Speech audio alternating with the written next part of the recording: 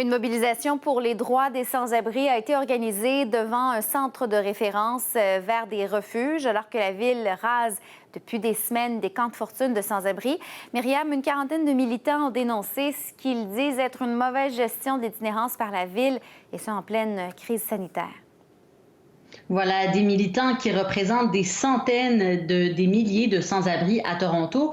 Donc, ces militants réclament, entre autres, que le budget de la police de Toronto soit amputé de moitié et que les économies soient investies dans des logements. Ils demandent aussi que les campements soient réinstaurés et qu'aucun autre campement des tentes, les camps de fortune qu'on voit un peu partout dans la ville, qu'aucun autre ne soit rasé durant la pandémie. Vous l'avez peut-être remarqué si vous vivez à Toronto, ces campements se sont multipliés au cours des 4 derniers mois. Toronto en a déjà démantelé une quarantaine. La semaine dernière, près de 200 personnes de Moss Park ont été relogées. La communauté itinérante sent qu'elle est de plus en plus dans la marge de la société.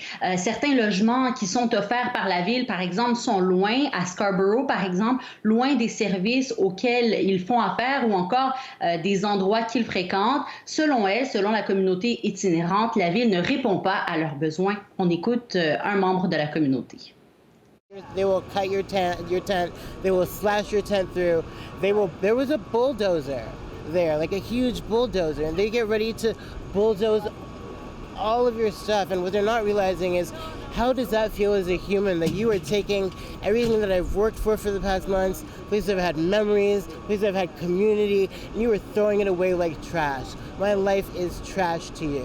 To the city, we are garbage, we are nothing, and that is hurtful. Et la Ville de Toronto se défend. Le maire dit avoir une approche compréhensive concernant les camps sans-abri. Voilà, Gabriel. John Tory, je lui ai posé la question aujourd'hui en conférence de presse. Il dit que l'approche de la ville est sensible à la réalité des gens dans la rue. Ce n'est pas ce que nous racontent les gens concernés par les gens qui sont sans-abri et les intervenants auprès des sans-abri. John Tory dit qu'il est impossible de garder les campements à travers la ville. On l'écoute.